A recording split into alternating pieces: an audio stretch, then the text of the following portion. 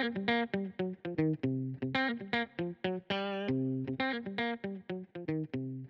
everyone. I'm Mike Messinio. And I'm Stephen Sigman. Welcome to the weekly movie throwdown. This month, we are doing adaptations of Elmore Leonard books. There have been quite a few, so we had to choose 4 that we think is a pretty good encapsulation of the good and the bad. This week, we're looking at Out of Sight, 1998 movie directed by Steven Soderbergh, starring George Clooney and Jennifer Lopez. I think this is a really good one to start with. It's the second movie kind of in a Elmore Leonard adaptation renaissance, but this one is one of my favorites, so I'm really excited to get into it. It may only happen a few times in your life. Not once. And you always remember it because it was there and you let it go and you think to yourself, what if I had stopped?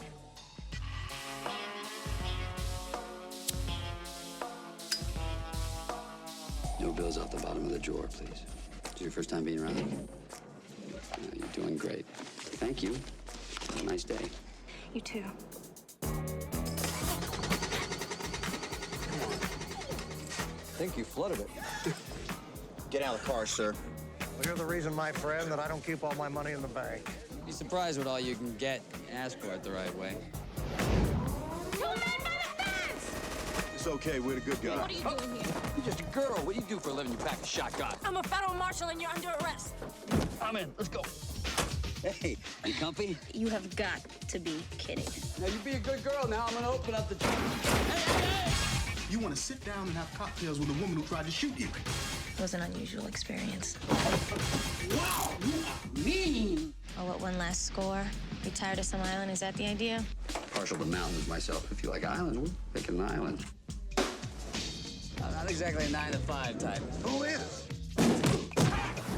Happy birthday. Oh my God, it's beautiful. Thanks, Dad.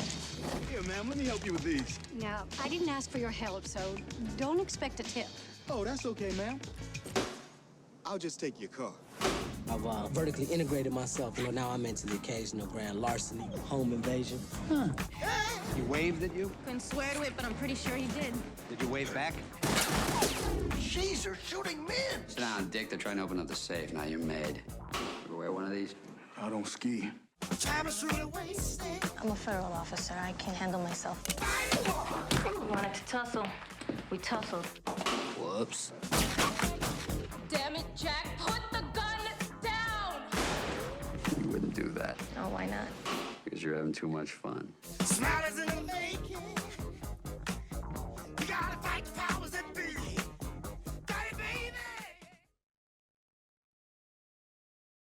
So what is Out of Sight about? The story is this.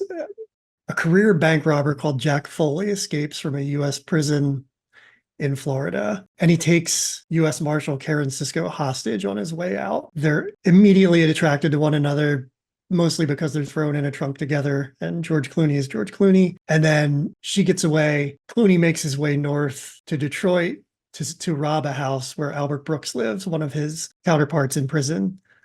She follows along. We don't know if she's going to arrest him or run away with him. That's kind of at the center of the film, is like, will they, won't they? So she goes to Detroit with him, or in pursuit of him, basically. And then they meet up. So they're basically like stuck together at the beginning, separate, constantly on a road back together.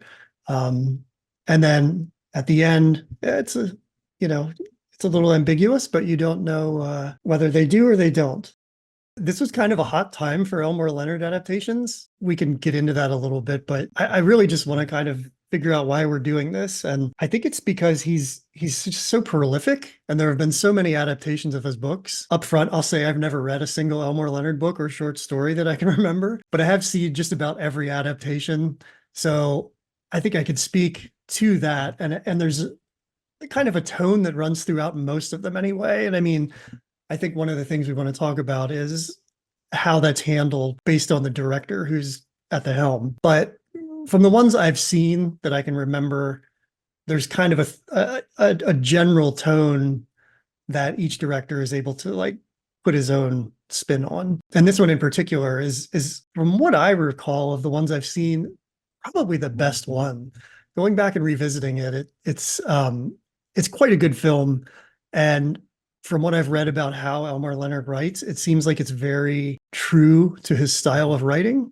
So maybe that's why it comes across so well. I don't know. Are you an Elmore Leonard fan? Yeah, yes, I am. I read a few of his books and watched pretty much everything that's connected to Elmore Leonard. And you're right in the fact that this one is not just one of the best, but it's important in that I think that it really sets the tone of the style of the Elmore Leonard crime adaptations, because he writes different kinds of books, and we'll get into Get Shorty, which is a bit more of a industry comedy type of thing, but he does write a lot of books about crime, cops and robber things.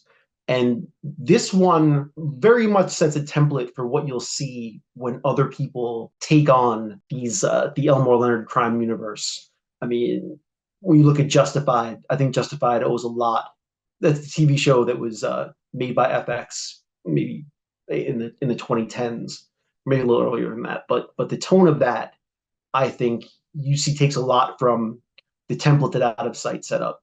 And as you explore the universe, you'll as the years go on, you'll see a lot of that. I think that this movie gave a lot of people an idea of how to present Elmore Leonard on screen. So that's why it's important for that reason. But honestly, for a ton of reasons. This, when you go back and watch it, at the time that we saw it, you didn't realize what a seminal movie it would become, even though it wasn't very successful. But it changed everything for many of the people involved and gave other people almost a perfect way of how to adapt Elmore Leonard. I mean, the year before, of course, Quentin Tarantino had adapted Jackie Brown, which is similar, but it still is more of a Tarantino movie than anything else. I think it almost skews more Tarantino than Elmore Leonard, although he doesn't change the story all that much. But Soderbergh is less obviously in the mix of it and lets the story be.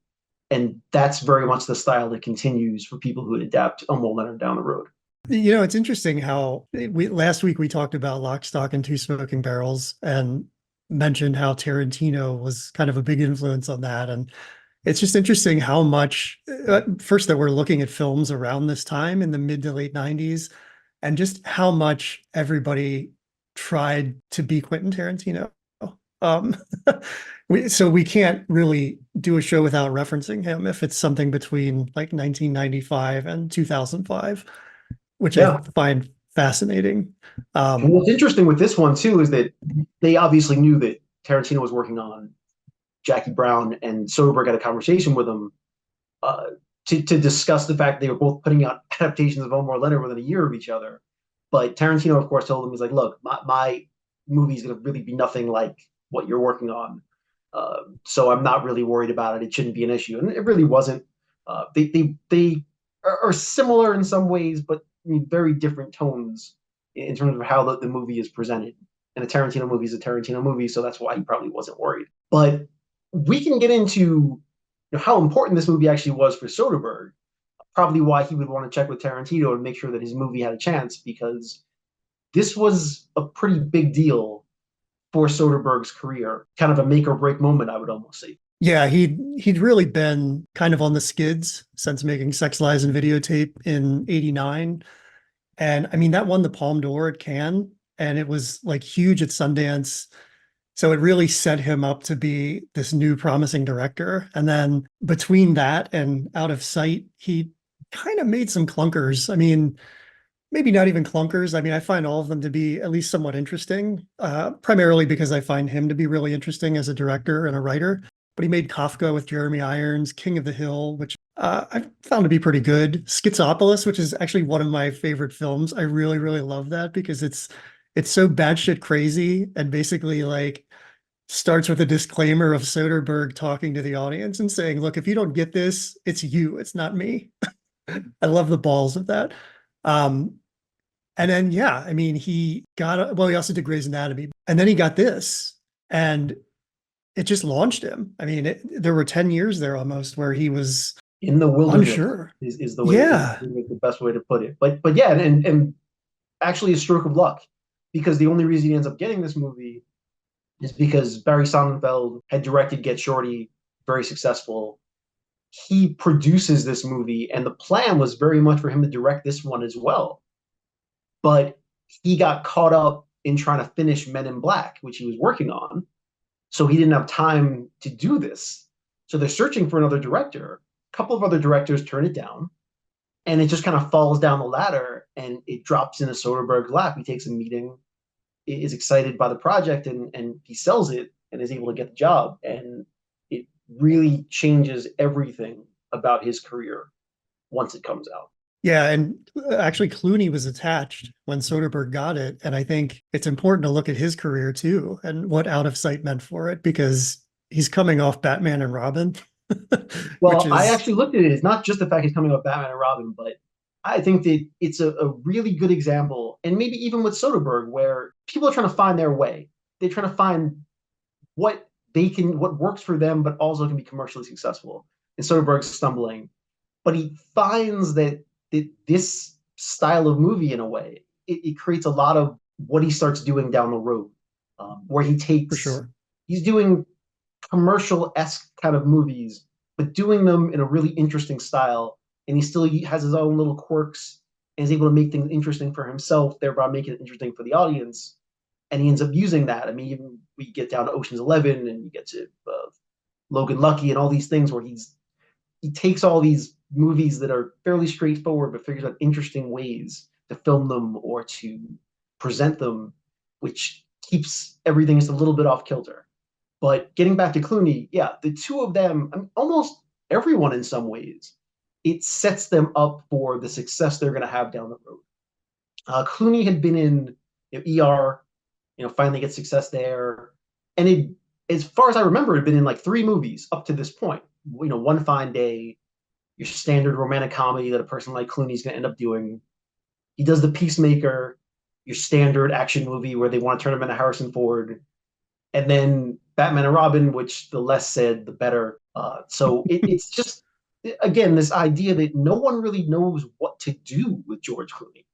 They think he's a standard movie star. They're trying to figure out what project to plug him into, and they're just not working. But Out of Sight gives Clooney exactly what it is that he's best at. He's kind of funny, but always very cool. He has a very casual persona that is able to project on screen, and he's not trying to do too much. And it just suddenly it's like the light comes on, and you immediately see what George Clooney is great at, and from there on, and I mean, it's off to the races at that point. So I think it's just incredibly important to understand that up to that point, no one really knew what to do with him, and Out of Sight gives you exactly the right thing to do. I think a big part of that was him making that choice. I read an interview once where he talked about the power of a script. And when he did Batman and Robin, he said he read reviews of that, and he made a promise to himself that he would look at a script over what a film is. He said that you can make a bad movie from a good script, but you can't make a good movie from a bad script. And so I think the failure of Batman and Robin really got him thinking about it. And that's kind of in the middle of a run where he was starting to do some interesting things. Before Batman and Robin, he did From Dusk Till Dawn, which is a Robert Rodriguez film, Quentin Tarantino's script. He did The Thin Red Line in '98, the same year as this, which is a Terrence Malick film. He did the South Park movie, of course. Then he went on to do Three Kings in '99, a David O. Russell film. Oh Brother, Where Art Thou in 2000. And then he would go on and direct his own film in 2002 with Confessions of a Dangerous Mind, which had a Charlie Kaufman script. So I think what we're seeing is him realizing in '96 and starting to work with Robert Rodriguez, he can be in the mix in this world of all of these hot young directors, and he doesn't have to go the route of like Richard Donner or Joel Schumacher or whatever and make something big. But he starts to make this decision, and the stuff he starts putting out is incredible. I mean, even with this one, which is like right there at the front of it, working with Soderbergh, even when he's not Soderbergh yet, but like it's amazing. You can just visibly recognize a shift in Clooney's decision making when it comes to films, and I just think that's really cool. Yeah, and you could say something similar for Jennifer Lopez. I think a lot of people were surprised that she ends up with this part, but she's wonderful in it. And up to this point, I mean, she'd done Selena, she did Money Train, which is another movie that I really couldn't stand. Uh, and what she did, I should have Jack. left it at White Men Can't Jump. Yeah, exactly. It was thrown to the well one too many times. So she done, she just done Selena the year before. She worked on Money Train. She did Blood and Wine, a movie with Jack Nicholson, which I mean wasn't particularly good. But she's kind of searching as well. Does Anaconda, I think, the year before too. I think she's trying to find her way. And Out of Sight allows people to see a side of her they hadn't really seen before, and really opens her up to a bunch of different parts, and also shows she can hold her own with anybody, and catapults her in almost into the A-list. And we know where she goes from there. So it's again an important movie for her. Yeah, and she really, when you say she holds her own, that was a big selling point for Soderbergh, because the scene that he was auditioning with was the trunk scene, which is basically their meet cute, the Jack Foley character and Karen Sisko, the U.S. Marshal. And they were auditioning actresses, and Sandra Bullock was in at one point, and Soderbergh thought they had great chemistry, but not for an Elmore Leonard film. And eventually J-Lo came in, and what Soderbergh liked about her was that she was bringing something different out of Clooney than the other actresses were.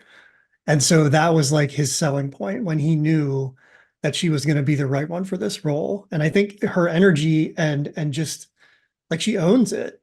And I don't know how the script was written, but the way that they introduce her early on and basically make part of the film her point of view, which I gather is kind of a trait of Elmore Leonard to have multiple points of view in his films, but introducing her early on, another actress might not have been able to handle the heavy lifting of carrying a storyline the whole way through a film like that. And I think she just pulls it off so well.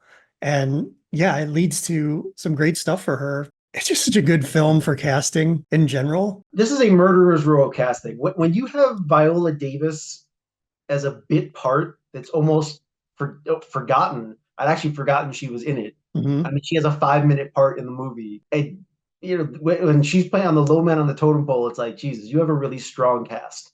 Catherine Keener. I was also going to mention even Ving Rhames. I think that this is an important role for him as well. And I mean, maybe I'm reading too much into things, but I think that the part that he plays here, to me, is probably the reason he ends up getting Mission Impossible, which ends up being a long-running series for him, because I think that it shows a different side of him and allows him to not play the heavy or just play the straight bad guy, or be able to play kind of a sidekick but equal partner role, who's funny and engaging and knows what they're doing. And I think I find the roles to be very similar, and so I can't help but think that this opened up doors for him as well and probably got him that role. Yeah, he's just one of a handful of people from the mid to late 90s independent world who are in this. When you have Steve Zahn, who like kicked it all off in Reality Bites. You have Luis Guzman, Don Cheadle, both worked with Paul Thomas Anderson the year before on Boogie Nights. Catherine Keener, as you said. You have Albert Brooks in a role where he looks just like George Costanza and is absolutely fantastic. Isaiah Washington, of course. I don't know. It's such a well-cast film. Yeah, we can go on and on about the people. I mean, allow me now to continue talking about the cast. I mean, I could go on about Don Cheadle all day. I mean, up to this point, he'd only done a few roles as well. Not that they were in any way bad roles. I mean, Devil in a Blue Dress is not just one of my favorite movies, but one of my all-time favorite parts, playing Mouse in that movie. Don Cheadle is just... the fact that he almost steals the movie from Denzel Washington tells you everything you need to know about how good Don Cheadle is. And so he's in that. And then he does a made-for-HBO movie called Rebound about Earl the Goat Manigault, which, if no one's ever seen it, I highly recommend it. It's a heartbreaking story, but a really good movie. And Don Cheadle is fantastic in it. So, he's slowly bubbling up. But I think Out of Sight, it just is one of my favorite Don Cheadle parts, because he's everything that you need that character to be. He's kind of funny. not that bright, but also very smart about what he does, but also incredibly frightening. I mean, he's just has this air of menace that he's able to give off, which I just find electrifying, really. And he also has, spoiler alert, one of my favorite death scenes of all time. I mean, I rarely think about how people die, but the way that he falls in that movie, it's something I think about all the time. I'm like, was that a choice that he made? Was that just kind of a spur of the moment of how he kind of like hitches and then just kind of bends over? It's just so good. I rarely think about how people fall after getting shot, but even that he does really well. I think it tops White Boy Bob's trip on the step and shoot myself in the face death, which comes right before it. And one more cast person, Paul Calderon is in this, and he's just one of those New York actors, kind of shows up in a bunch of TV shows. Of course, he's been in Law and Order a bunch of times, and he's been in tons of things. He's like a classic, that guy, where he's in a bunch of things. But interestingly enough, the part that he plays, Raymond Cruz, in this, he ends up reprising 25 years later. He actually comes back and plays Raymond Cruz again in the Justified City Primeval, which was the Justified reboot they did last year. And so that's fascinating to me. He actually comes back and plays that part again, but starts it here. But he ends up playing a bunch of cop roles, and he's in the Bosch TV show, another adaptation. That's Michael Connelly. But he's in all of those episodes of Bosch playing another cop. So he's just really good at playing a cop and lots of other things. He's just one of my favorite character actors. So it would be a shame not to mention him. He's really great in just about everything. It also bears repeating or mentioning, since you said how he shows up on Justified, which I guess makes that a shared universe with Out of Sight. Also showing up in this film is the FBI agent Ray Nicolette, played by Michael Keaton, who has a prominent role as the same character in Jackie Brown the year before. So I think it's all one big Elmore Leonard verse. And that's a really smart thing to do as well.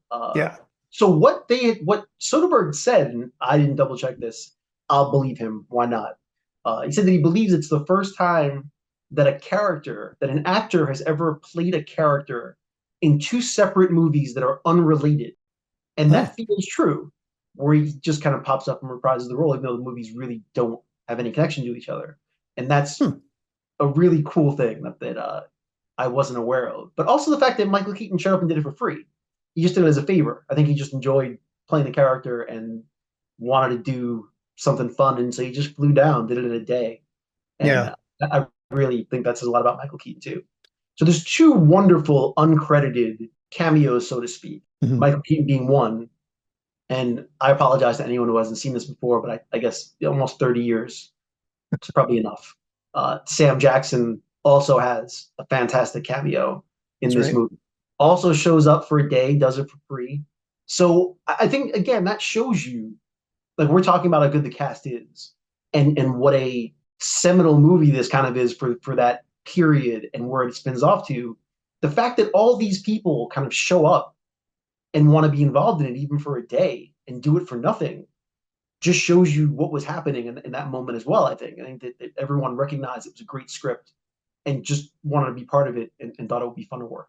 I mean, it feels a bit like the time of the 90s, the mid 90s through 2000, like the indie film world feels like the Seattle music scene of the early 90s to me. You have all these people just kind of showing up for one another, and it's pretty cool. And that's definitely the case here. So it just seems like they're having a lot of fun, and they're kind of doing some important stuff too. And as far as affecting Hollywood beyond this, Clooney and Soderbergh would go on to form a film company around this called Section 8, which would put out films by Christopher Nolan and Richard Linklater and Todd Haynes in the upcoming years, and Rob Reiner, and also a lot of their own films. They put out Good Night and Good Luck, Syriana, Confessions of a Dangerous Mind, the Ocean's films. So they're really kind of making a company to produce their own work but they're also bringing in these amazing auteurs. And I think that's really important. I mean, that sets up a lot of these directors to go on and do some pretty amazing things. So yeah, I mean, and Soderbergh has a kind of a reputation for championing filmmakers in this way. And I guess he built a company to kind of do that financially, which is fantastic. And thank goodness. I believe I said this last week, but I will say it again. Man, this was really my favorite period of time for movies, this mid to late 90s period. Yeah, it was a lot of, this is kind of when I learned how to watch film and how to really become a film buff. Yeah, and on the note that we're talking about in terms of, you know, the importance of this movie in terms of what it does for everyone involved. So another person who's the composer, his name was David Holmes. And I looked it up. He started out as a club DJ and starts getting into film work. And this was only the third thing that he had worked on. He did work the TV movie and then worked on Out of Sight and another movie, both in 98. But this is another one where it just felt like nothing I'd ever really heard before. And I think the fact that he comes from a DJ background has a lot to do with why it sounds so different. And this is one of the few movies I went out and bought the soundtrack for. And even the way the soundtrack is sequenced with snippets of the movie, but it cuts from one song to another, and it shifts on you with hard stops. You know, everything about it is interesting. And I found the music in this movie to almost be another character. It's like nothing I'd ever really heard before, and I was fascinated by it.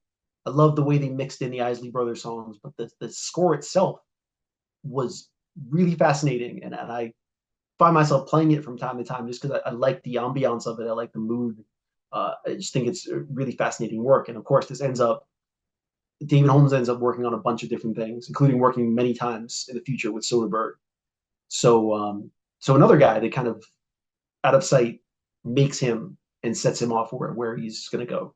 Yeah, there were just heavy hitters all over this film. I mean, the music, the acting, of course, the directing, but a big role in it was the editing. I mean, part of why this film looks the way it is the editing. And the editor on it was Anne V. Coates, who is like legendary. I mean, she won an Oscar for cutting Lawrence of Arabia. So she's been around for a while and knows what she's doing. And I think her touches on this, as is the case with so many editors, which goes underappreciated, really make it what it is. And I think she, from what I understand of how Elmore Leonard writes in kind of like disjointed scenes and kind of a jumbled narrative, she really brings that to the screen. And it's just one more person involved in this who makes it such a great film. I mean, how could it not be excellent with all these people involved? Yeah, absolutely.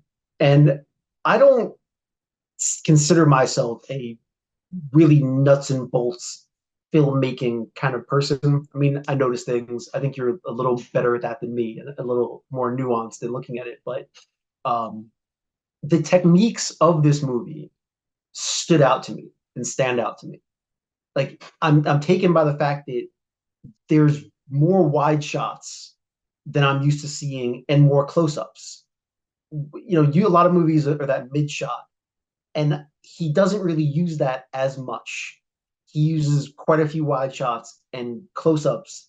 They change your perspective just a little bit, and I found myself recognizing that throughout the movie.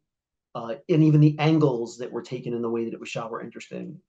And of course, there's the freeze frames, which he does talk about quite a bit about, for no particular rhyme or reason almost. It's just something he wants to do and works it into the movie. So those little freeze frame things, it's almost, him reminding you that you're watching a movie, which doesn't always work, but works here. It works with the style of the movie. It constantly kind of stops and reminds you what you're seeing. So all those little things I find myself noticing. And also even the color of the movie, where each of the prison scenes where Florida has a certain look, and the other prison has a different look because it's out in the desert, and that has a certain look to it. And then the shots from Detroit, which I just find amazing, all shot with that steel blue filter. Mhm.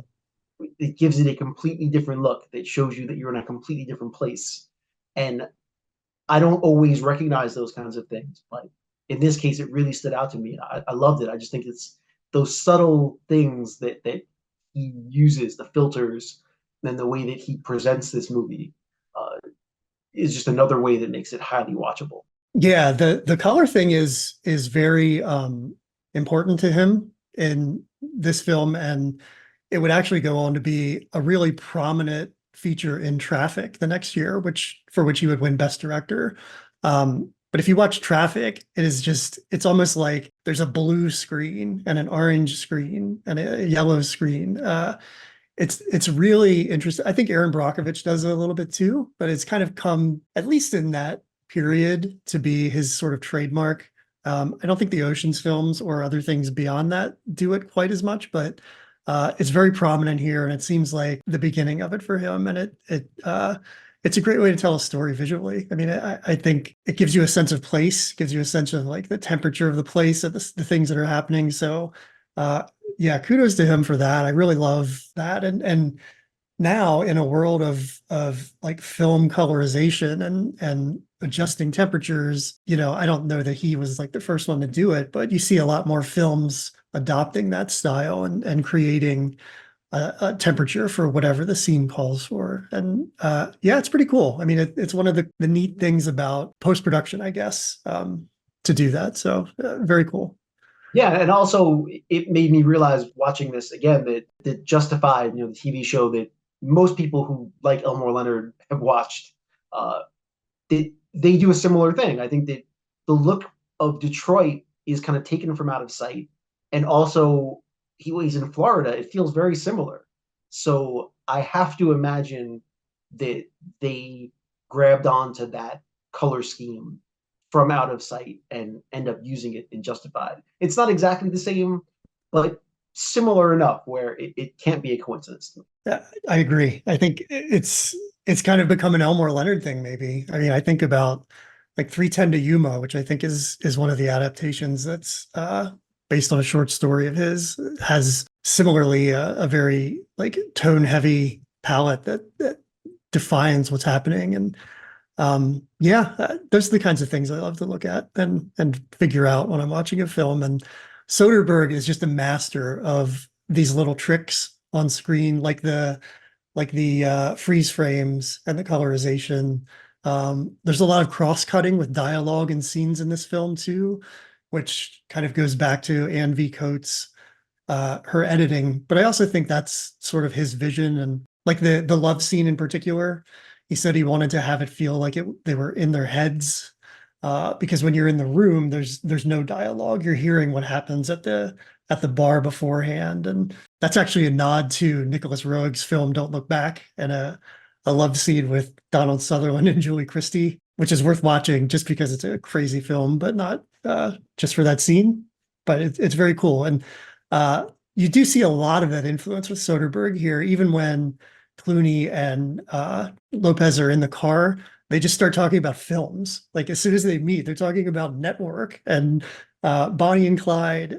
It's amazing. It's so cool. He has such a rich influence from film history in his work, and it's great. Yeah, I love that trunk scene for Clooney as well, because it's the thing throughout most of the movie. He comes off very calm and cool, and in the trunk scene, that he's nervous. That's how he really likes her, because he's like a chatterbox. He's talking a lot, and of course he misquotes Network in a really funny way. He's just yammering on and on and on, but it seems very out of character for how he is in the rest of the movie, which is what shows you that he really likes this girl, and he's trying to figure out how to calm down around her. So Clooney's just really good in this part. One other thing about him I thought was interesting, one of the running themes is him playing with the lighter.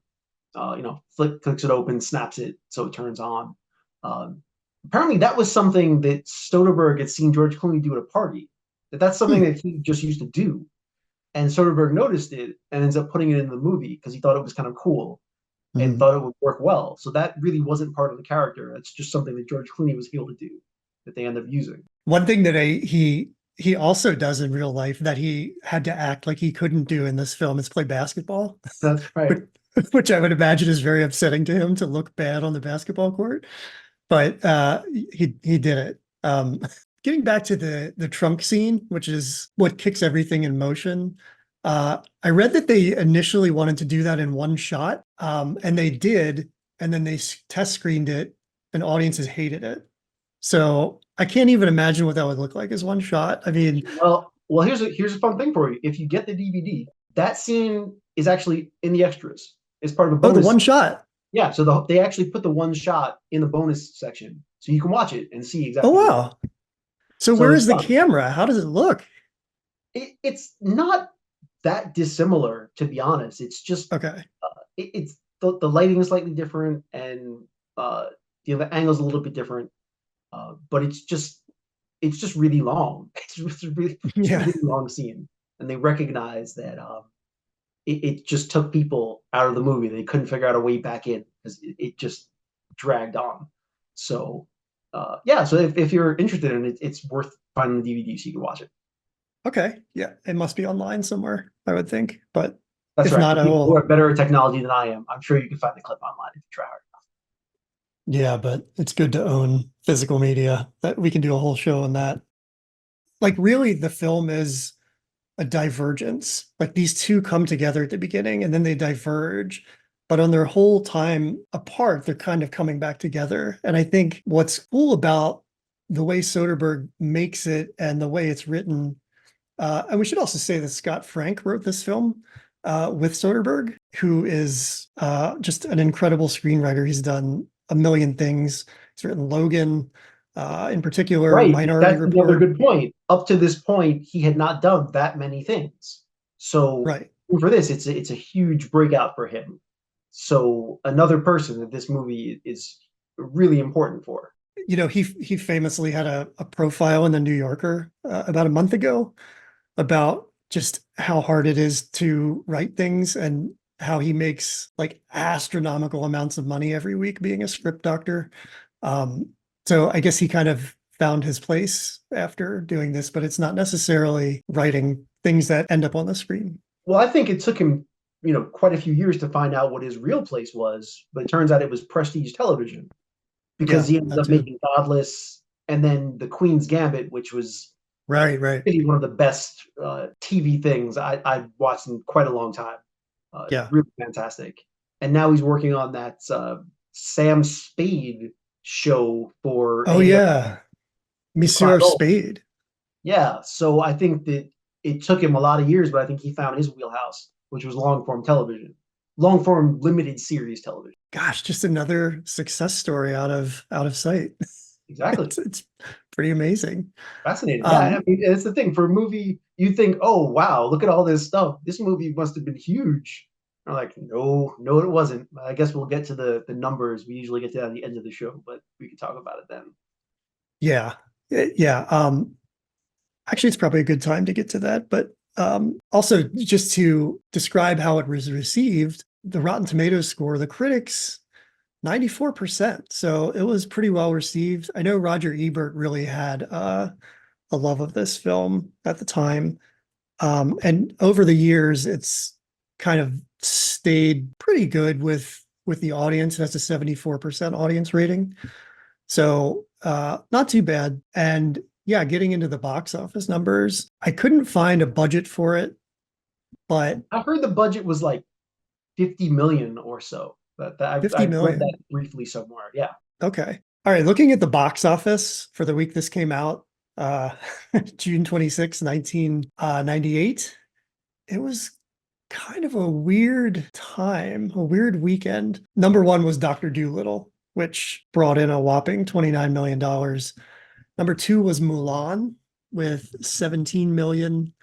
Number three was The X-Files, down from number one in the week before with 13 million. Out of Sight coming in at number four with 12 million in box office, just beating out The Truman Show, which came in with 8.5 million that weekend. So it did pretty well in terms of what the box office was at that time, I guess. Wow. So I will say it again. Just the fact that Doolittle came in ahead of Out of Sight and The Truman Show once again proves that parents will take their kids to see any garbage under the sun. Also of note to me anyway, on this weekend, in a massive 2 theaters and grossing $40,000 at number 18 for the week is Vincent Gallo's film Buffalo 66, which if you haven't seen is just insane, like everything Vincent Gallo does, but it made $40,000. I'm impressed on 2 screens. That's commendable. That might have been the highlight for that movie, possibly. Yeah, it's an acquired taste. Terrific performance by Ben Gazzara, though, lip syncing to a record. Did you have any other little bullet points about Out of Sight that you wanted to bring up? Because I think we're kind of getting to the end here. Yeah, well, what I did find interesting, we talked about the budget for this was around $50 million. The budget for Jackie Brown was only 12. So I think that's interesting for me personally.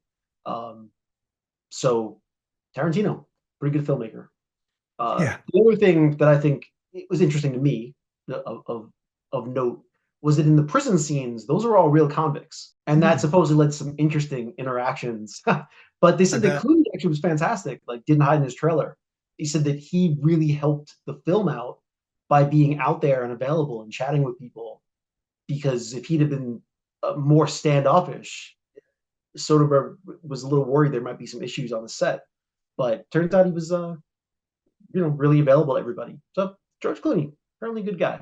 Just to reiterate, he was good with the convicts, he was good with the old people in the Florida scenes. So he just liked hanging out with people. So I just thought that was fun to know. Do you think he's the antidote to Donald Trump? Like he's very politically active. His dad was a journalist. He's very well versed on, the things that are going on. Maybe he's the answer. He's very politician-like. I think he's smart enough to know that he doesn't want to try to be the answer. So I think that's true. Yeah. But when you told me he was just out there conversing with the convicts, I immediately thought, like, this is a campaign. He's definitely pressing the flesh and kissing babies, prison babies. Okay. Well, I don't know if I have anything else. Oh, I will say this. When Elmore Leonard wrote this and he thought about who would be in the lead if a film adaptation came about, the people he mentioned were Jack Nicholson and Sean Connery. So I'm not quite sure how that would work, but interesting choices. He might have said that years before it actually happened. So, but that's kind of interesting. Well, I actually do have something that I want to add and talk about, which is a bit of a thing that bugs me. So after this movie was, relatively, well, not really successful, but I guess successful enough, they end up making a Karen Sisco television show. Yeah. Which was made for ABC. I believe it came out in like 2003. Mm-hmm. And it was starring the hugely underrated Carla Gugino as Karen Sisco, who's great. I mean, it's got Bill Duke in it, who's also fantastic. And Robert Forster plays the Dennis Farina character, who we didn't mention before, who's great and everything. But Robert Forster plays that character. Great cast. The tone is very similar. It's actually produced by Jersey Films, I believe, who also produces Out of Sight. Get Shorty. The fact that this was canceled after, I think, 12 episodes, didn't even get to air all of its episodes on TV. It breaks my heart and infuriates me about what regular television was. And the reason it really bugs me is that it was just a little bit too soon. It was like it missed the window of being able to survive on network TV, but also, Justified comes out on FX in 2010, I believe. And this is 2003. And it's just a little too early, where at this point, FX, it was just putting out The Shield. So FX was only slowly starting to figure out what it was and what it could do. So it wasn't ready to go there. The USA Network ends up releasing Burn Notice, I think, like 2 years later. Mhm. which is also a show that takes place in Florida. It involves like an ex-spy. It's a really fun show, but regardless of anything, in my mind, a show like Karen Cisco could have fit into that wheelhouse as well. And so it's just a moment in time where the show didn't have the right home, and so it ends up failing. But it's a huge missed opportunity, and one that I still think about. I think about it so much that I actually bought all the episodes on bootleg DVD because it never came out on DVD or streaming. It doesn't exist. Wow. You can't find it anywhere. So I found some guy in Europe that was burning the show on the DVDs and bought it because I wanted to have it. And that's how much I enjoyed it. So it just really bugs me that it was just a show at a time and out of place and couldn't find a way to make it. Yeah, and maybe it's the network aspect of it. Surely it was up against some stupid show on another channel and just wasn't in the right place at the right time. But Yeah. I've never watched it. I know of it. But I can I can let you imagine. borrow the DVDs. Yeah, that'd be great. I imagine that if it has that Elmore Leonard tone to it, it would have done very well on somewhere like FX. Yeah, absolutely. Or AMC. But yeah, that's tough. But that happens, it's the way it goes sometimes. That happens, and that's a good segue into explaining next week, because we wanted to start this with really kind of out of the gate something excellent. And it doesn't get much better than Out of Sight when it comes to Elmore Leonard adaptations. And we want to do a complete 180 next week and see how the other end works and go to what Elmore Leonard himself has considered the worst adaptation of one of his books. And it's a remake from an earlier version. And he said that he's responsible for making two of the worst films in film history, both based on the same book of his. So next week, we are going to talk about The Big Bounce, which if you haven't seen it, you're not alone. Nobody has seen it because it's widely considered a very terrible film. Yeah, if you haven't seen it, congratulations. But we will see it for you and talk about it. Yeah, I will encourage you to watch it for this. This comes out in 2004. It's a George Armitage film. So 6 years later, and the tides have shifted with Elmore Leonard work because this is widely considered just awful. And it's a story of a small-time con artist and a Hawaiian real estate developer who just kind of team up to make 200 grand, basically. So it stars Owen Wilson, Morgan Freeman, and Gary Sinise, and also Sarah Foster. This is the first thing I've seen her in, and I don't think I've seen her in anything since, actually. It might have done for Sarah Foster the opposite of what Out of Sight did for all of these other people. Also in this film are Charlie Sheen and Vinnie Jones. Vinnie Jones has become sort of a movie throwdown favorite over the Vinnie Jones just because deserved better. He deserved better. But we did so many Guy Ritchie films. He's our mascot now. yeah, you could say that in some ways this put the nail in the coffin of the Elmore Leonard renaissance of this particular crime verse that had been going on. But maybe that's good news because it ends up shifting to TV, and Justified comes out, 4 or 5 years later, and is in most people's minds who are fans of Elmore Leonard, it's kind of the most perfect adaptation that has ever been done of any of Elmore Leonard's work. It's one of my all-time favorite television shows. So I guess maybe we can thank The Big Bounce for that. I don't know. Maybe that.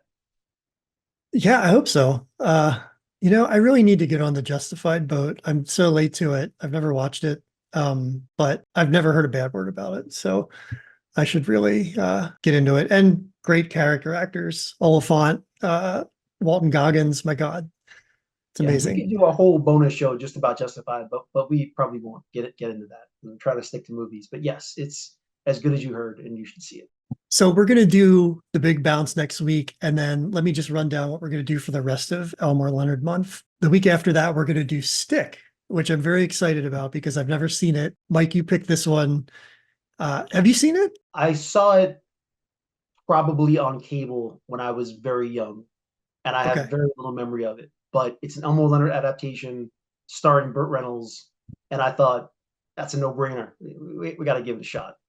It's actually directed by Burt Reynolds too, which is Mhm. intriguing. Um, so I'm kind of excited for that. I've never seen it. It does feel like a cable movie from watching the trailer. I think it's going to be quite fun. And then after that, we're going to round out the month with another double feature, possibly the most successful Elmore Leonard adaptations outside of Out of Sight. Get Shorty and its follow-up, Be Cool.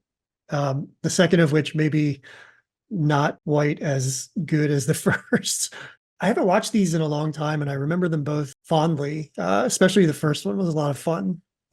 Definitely brought a more fun energy than Out of Sight did, like a lighter tone to it. So should be good. I mean, again, it's interesting to think about what Out of Sight would have looked like if Barry Sonnenfeld had directed it. Yeah. If he directed with a similar tone that he did with Get Shorty, but Mhm. we'll never know. But that is an interesting thing. It's really neat how all of these people kind of stick to Elmore Leonard. I mean, we've talked about so many people who did one thing and then years later return to it and do more work by Elmore Leonard. He really has sort of a loyal creative fan base. It's interesting. And we kind of see why in this film. I mean, whatever Soderbergh put on top of it, the writing's still there, and it's interesting. I mean, it's unique, and I can see why people would want to remake it for the screen. It's very cinematic. Yeah, and I think that the best thing you could say about Elmore Leonard, I think, why I really enjoy him, is that he writes really vivid characters, but there are very few throwaway characters, and nothing is very black and white. He throws nuance into that where you find yourself either sympathizing with criminals sometimes, or hardly anyone is played as truly dumb. White boy Bob aside, there's very few characters that are just purely stupid or silly. They all have their own motivations, and they're all driven, and some of them are very smart. And the cops and the villains almost have a respect for each other. So and it's obviously happens Out of Sight with Jack Foley and Karen Sisco, but that's what makes his writing so interesting. That they recognize almost that they're in the same boat, or that they're more similar than they care to admit. And there's something about that where he doesn't play down to anyone. And that's something about Out of Sight as well, and maybe why it wasn't that successful. I really think that Out of Sight's a very grown-up movie. It doesn't play down, it doesn't talk down to people. It's complex. It plays around with the chronology of the film. It jumps around in time. It's a very adult romance. It's about very adult motivations, and there's all these things that are going on that I don't think would play very well to children. You really have to sit with it and think about it. So I think that's might be part of it as well. That Elmore Leonard doesn't really write silly things, and I think that's what I think I like so much about Out of Sight. It felt like I was watching a grown-up movie. Yeah, as you were talking about that, I was thinking of other people who had adapted Elmore Leonard stuff, and I'm thinking about the tone. And I mean, Tarantino aside, that's sort of a more serious adaptation, though it's still comedic. But I think with that and Out of Sight, they're like art films in a way, whereas everything else feels very commercial and light almost. I could be totally wrong about that, but just in modern day, like starting with Jackie Brown, I think what Tarantino and Soderbergh do is they put that indie sort of skin over it, and it's not for kids. But even that, it's like I think that almost every person making this movie would give you that sex scene, and it would be 5 minutes long, and it would be drawn out. And not only does Soderbergh not give it to you in any way, I mean, basically cuts out of it, because the sex scene is not important. It's the relationship that's important, and that's just a piece of it. And he plays with how that's cut as well, but doesn't give you any nudity, doesn't really give you anything. And he actually mentions that, I think it was the editor kind of asked, like, is that all that there is to it? And he said, yeah, I think part of it's his own discomfort in filming sex scenes, but I think that he recognizes that it's not really necessary for the movie, and it's not, because it's not really what the movie's about. But I find it hard to believe that many people would have had those two actors in those parts and not given you more. But I love the fact that they gave you less. And the fact that, I mean, this just corroborates what I was saying, that the fact that he based that scene on Don't Look Now, a Nicholas Roeg film in the 70s, like the style of it just tells you all you need to know about him as a filmmaker.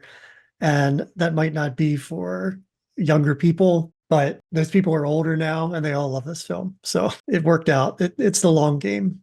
All right. Well, I think that's it. We've done another one, and thanks everyone for listening. Be sure to check us out on Patreon at patreon.com/moviethrowdownpod. And we are Movie Throwdown Pod on social media everywhere. Find us on Letterboxd. We're actually Movie Throwdown there, and we want to really start doing more with that because it's basically the best social media platform there is, because it's about movies and it's cool. So follow us there, and until next week, so long, and we'll see you.